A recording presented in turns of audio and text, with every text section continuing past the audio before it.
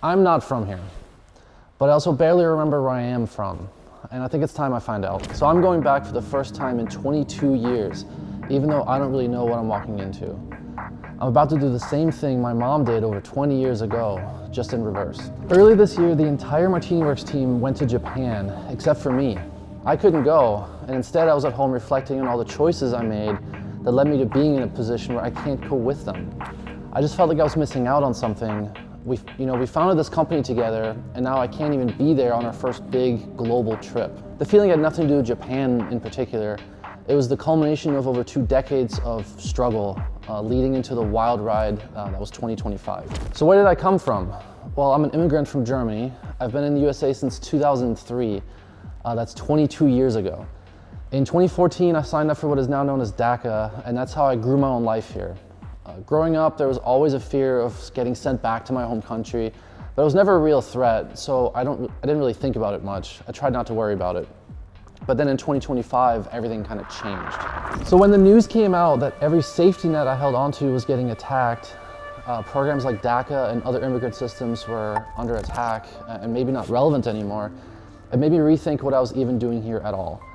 What would happen if I also got picked up and sent back to a country where I don't even speak the language? For the first time in years, I started to think about where I came from, what it would be like to live in Germany, even though I don't think of myself as a German.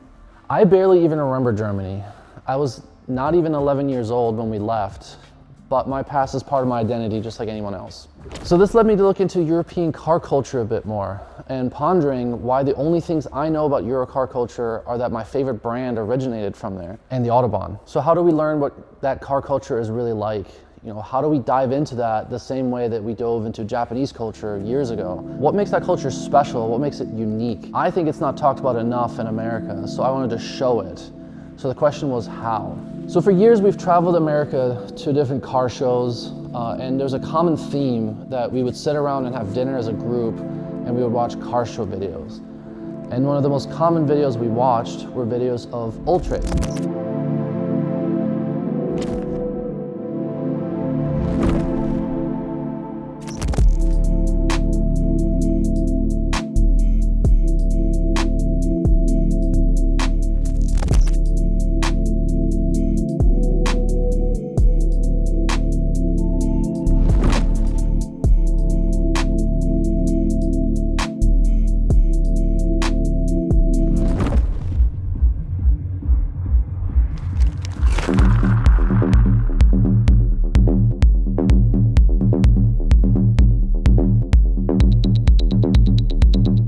Ultrace, or racism as it used to be called, has long been the sort of pinnacle of what we think of in terms of car shows, vibes, quality, and even after car show movies. This has inspired bits and pieces of our past, including Martini Works itself. The recipe is simple. You have a dope venue, you have a great selection of cars and really cool people.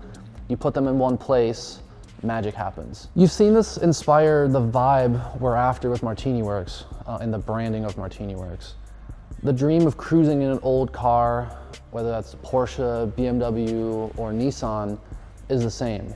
You want to have your friends, fun cars, cool vibes. So when I thought about European car culture, this was the first event I thought of. Around the same time all this was going on, I learned that Ultrace was starting up a second event in Germany because the first one was actually in Poland. The timing was flawless and it felt natural that we should go there. So after months of planning this, we flew across the Atlantic and landed in Düsseldorf. On the last day we were there, we randomly decided to rent a car and drive all the way back to my hometown. On the way we explored the Nürburgring, found some castle ruins, and even came across a volcanic geyser. Germany's beautiful, and I started thinking about why my mom wanted to leave it all behind and go to America to begin with. Why did she start down this path with no endpoint, with no destination? Granted, we didn't have much there. I grew up raised by a single mom who was working 2 jobs to take care of 2 kids while on the German version of welfare. We had nothing. Some days we didn't even have hot water. Some days we didn't have food. Definitely didn't have any fancy car to drive. We had to take a bus to the nearest city just to get access to the internet. So I get why she would have ran away from all that and chased a dream in America. I do. It also makes it a bit awkward to return in this way. Driving a rented BMW from Düsseldorf all the way to my hometown feels like a big privilege. Now that I went back, it made me realize something. I don't really know much about her. I wasn't old enough to have any discussion about immigrating to a new country or walking away from whatever family we had there or starting a new life in a strange place with no plan. Obviously things worked out all right for me, but they didn't for her. We arrived in this country in December of 2002, and by November of 2003, she'd already died of late-stage terminal cancer.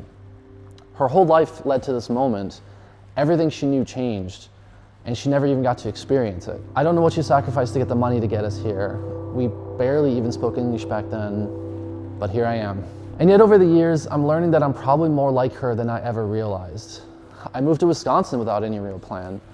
I started my teen years with my best friend without a real plan other than knowing we're not going to stop until it works out. And as I'm walking this path in reverse by going back to my hometown, I can't help but feel like this is exactly what she was doing. It's like waking up from a nap and realizing you forgot something or you had to be somewhere. I don't know how to express that feeling because there's this video I watched about, I don't know if you know, Andre 3000 is the guy from Outkast, the guy that does Hey and all those songs you probably heard before. And he when his mom died, he fell off the face of the earth for a while.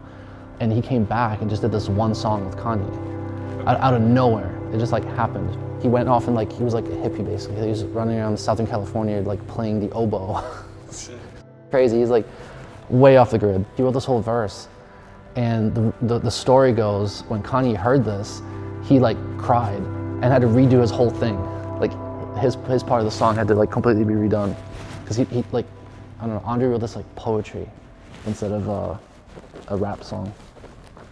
But I don't know how to tie that feeling into this video. No, after over, this is it done. If there's a heaven, you would think they let you speak to your son. Maybe she has in the form of a baby's laugh. I heard passing by in a stroller, reminded me, hey, keep rolling on. No, maybe she has with the prick of a blade of grass. I've been laying on way too long, got me itchy, got up and roamed a little more. What did I find in Germany? What did I find out about European car culture?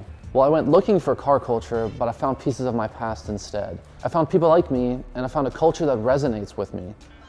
I found out where I came from, and that's pretty cool. I learned I'm not really American, and I'm not really German either, but I am somewhere in the middle.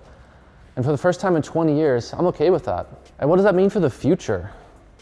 Well, we're gonna keep exploring car cultures all over the world and see where that takes us.